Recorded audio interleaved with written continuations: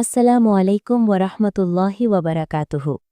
আমার প্রিয় বোনেরা, আজ রহমতের প্রথম দিন। আজ রমজানের প্রথম রোজা। খুব ভোরে সাহারি খেয়েছেন, তাই না? আলহামদুলিল্লাহ। অনেকে আজ খুব শক্ত একটা নিয়ত করেছেন, এবারের রমজানে আমি কুরআন খতম করবই ইনশাল্লাহ। মনটা খুব ফুরফুরে লাগছে, তাই না?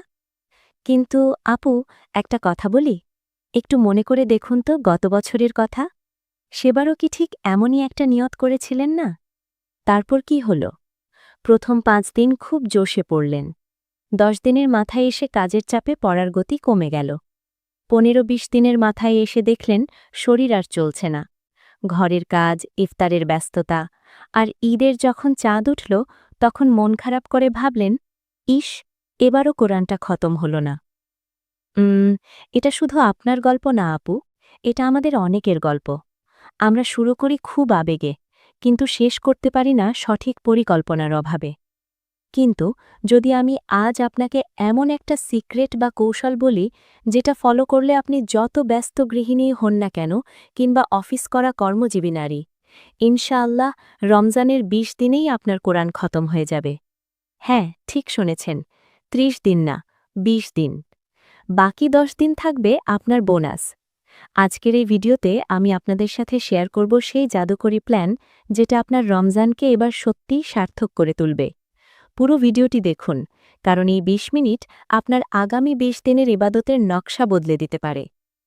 প্ল্যানটা বলার আগে একটু ভেবে দেখি, কেন আমরা এত কষ্ট করে কোরআন খতম করব?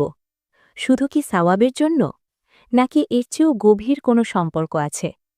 আল্লাহ সুবহানাহু ওয়া তাআলা সূরা বাকারার ১৮৫ নম্বর আয়াতে বলেছেন, রমজান হল সেই মাস যে মাসে কোরআন নাজিল করা হয়েছে। খেয়াল করেছেন আপু?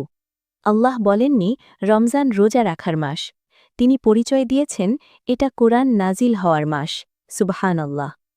তাই রমজান আর কোরআন এরা একে অপরের পরিপূরক। আমাদের প্রিয় নবীজি হজরত মুহাম্মদ সাল্লাল্লাহু আলাইহি ওয়াসাল্লাম রমজান মাসে কি করতেন জানেন? সহি বুখারীর হাদিসে এসেছে, প্রতি রমজানে জিব্রাইল আলাইহিসাল্লাম নবীজি সাল্লাল্লাহু আলাইহি ওয়াসাল্লামের কাছে আসতেন এবং তারা একে অপরকে কোরআন শোনাতেন। নবীজি সাল্লাল্লাহু আলাইহি ওয়াসাল্লাম এই মাসে কোরআন রিভিশন করতেন। আর আমরা তো জানি, জামে তিরমিজির সহি হাদিস, কোরআনের একটি হরফ পড়লে ১০টি নেকি।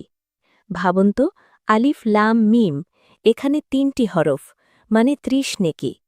তাহলে পুরো কোরআন খতম করলে আপনার আমলনামায় কত কোটি নেকি জমা হবে কল্পনা করতে পারছেন? কিন্তু শয়তান তো বসে নেই, সে আপনাকে ভোলাবে, আপনাকে ব্যস্ত রাখবে। তাই আমাদের দরকার একটা স্মার্ট স্ট্র্যাটেজি। আচ্ছা আপু, বলুন তো, কেন আমরা পারি না? খুব ইচ্ছা থাকা সত্ত্বেও কেন মাঝপথে থেমে যাই? ১. আমাদের কোনো লিখিত পরিকল্পনা থাকে না। আমরা ভাবি সময় পেলেই পড়ব। কিন্তু মনে রাখবেন, শয়তান আপনাকে কখনো ফ্রি সময় দেবে না। সময় বের করে নিতে হয়। ২. আমরা অবাস্তব টার্গেট সেট করি। প্রথম দিন ৩ পারা পড়ে ফেলি, তারপর ক্লান্ত হয়ে যাই। ধারাবাহিকতা থাকে না, একদিন পরই ২ দিন গ্যাপ হয়। আর সবচেয়ে বড় শত্রু আমাদের হাতের স্মার্টফোন। পড়তে বসে একটা নোটিফিকেশন চেক করতে গিয়ে কখন যে ৩০ মিনিট চলে যায় টেরই পাই না। তো চলেন, আর দেরি না করে আমাদের ২০ দিনের সেই বিশেষ প্ল্যানে চলে যাই। খাতা কলম নিয়ে বসতে পারেন, অথবা স্ক্রিনশট নিয়ে নিন। আমাদের টার্গেট ২০ দিনে ১ খতম। কোরআন মজিদে সাধারণত পৃষ্ঠা থাকে ৬০৪টি। এখন সহজ অঙ্ক করি। ৬০৪ পৃষ্ঠা ভাগ ২০ দিন সমান ৩০.২ পৃষ্ঠা। তার মানে আমাদের প্রতিদিন মাত্র ৩০ পৃষ্ঠা বা ১.৫ পারা, ১.৫ পারা পড়তে হবে। শুনে অনেক বেশি মনে হচ্ছে। ভয় পাবেন না আপু, এটাকে আমরা নামাজের সাথে ভাগ করে ফেলব। একবারে অল্প একটু পড়ব, যাতে চাপ মনে না হয়। ফর্মুলাটি হল, প্রতি ওয়াক্ত নামাজের পর মাত্র ৬ পৃষ্ঠা, ফজরের নামাজের পর ৬ পৃষ্ঠা, জোহরের নামাজের পর ৬ পৃষ্ঠা, আসরের নামাজের পর ৬ পৃষ্ঠা, মাগরিবের নামাজের পর ৬ পৃষ্ঠা, এশার নামাজের পর ৬ পৃষ্ঠা। মোট সমান ৩০ পৃষ্ঠা প্রতিদিন। এখন আপনি বলবেন, আপু, ৬ পৃষ্ঠা পড়তে তো অনেক সময় লাগবে। না আপু, লাগবে না। একজন সাধারণ গতিতে পড়া মানুষের ৬ পৃষ্ঠা পড়তে সময় লাগে মাত্র ১০ থেকে ১২ মিনিট। আমরা কি আমাদের রবের কালামের জন্য প্রতি ওয়াক্তে মাত্র 10টা মিনিট দিতে পারব না? Tips number 1, 10 minute rule. নামাজের জায়নামাজ থেকে উঠবেন না। সালাম ফিরিয়েই নিয়াত করবেন, আগামী 10 মিনিট আমি দুনিয়ার কারো জন্য নেই, শুধু আল্লাহর জন্য। Tips number 2, airplane mode.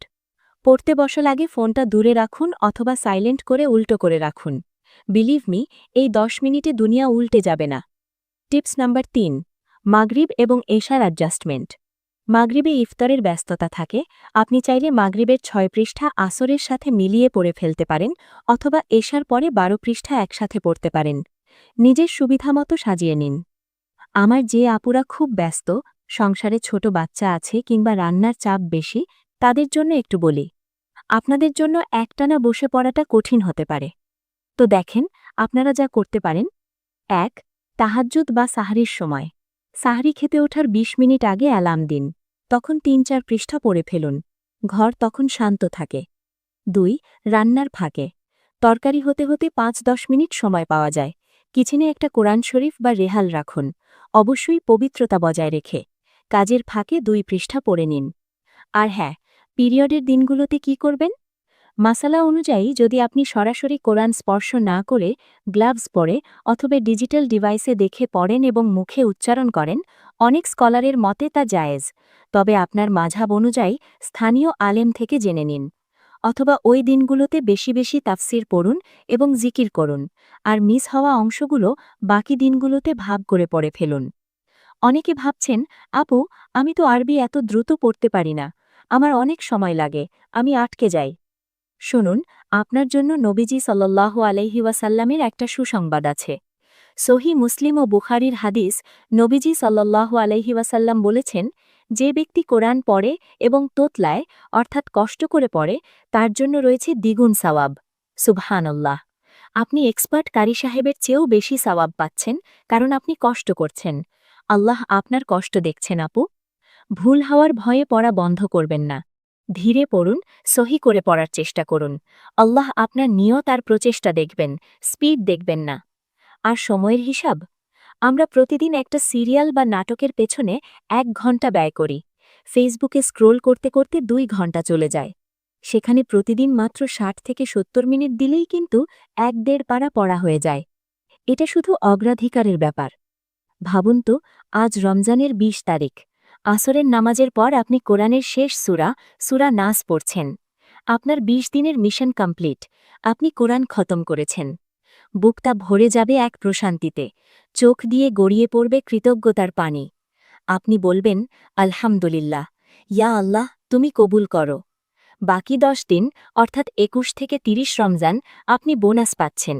এই 10 দিন আপনি লাইলাতুল কদর তালাশ করবেন, বেশি বেশি নফল পড়বেন অথবা যেই সূরাগুলো আপনার সবচেয়ে প্রিয় সেগুলো অর্থসহ বুঝে পড়বেন। আপু, জীবন তো অনেক ছোট, কে জানে এটাই হয়তো আমাদের শেষ রমজান। নবীজি সাল্লাল্লাহু আলাইহি ওয়াসাল্লামের সেই হাদিসটি মনে আছে তো? জিব্রাইল আলাইহিসাল্লাম বদদুয়া করেছিলেন, ধ্বংস হোক ওই ব্যক্তি যে রমজান পেল কিন্তু নিজের গুনাহ মাফ করাতে পারল না। আমরা ওই দলে থাকতে চাই না। আসুন না, আজই নিয়ত করি, শক্ত নিয়ত। কে কে আমার সাথে এই চ্যালেঞ্জ নিতে রাজি? লজ্জা পাবেন না, দ্বিধা করবেন না। কমেন্ট বক্সে এখনই লিখুন, আমি 20 দিনে খতম করব ইনশাআল্লাহ। আপনার এই একটা কমেন্ট হয়তো আপনাকে মোটিভেটেড রাখবে। আর এই ভিডিওটি আপনার মা, বোন, খালা বা বন্ধুর সাথে শেয়ার করুন। আপনার শেয়ারের কারণে যদি তারাও কোরআন পড়া শুরু করেন, সেই সাবাবের ভাগিদার আপনিও হবেন ইনশাআল্লাহ। কারণ নবীজি সাল্লাল্লাহু আলাইহি ওয়াসাল্লাম বলেছেন, ভালো কাজের পথ প্রদর্শনকারী আমলকারীর সমান সাওয়াব পায়। তিরমিজি। আল্লাহ আমাদের সবাইকে কোরআনের সাথে রমজান কাটানোর তৌফিক দিন। ভালো থাকবেন, দোয়ায় রাখবেন। আসসালামু আলাইকুম ওয়া রাহমাতুল্লাহি ওয়া বারাকাতুহু।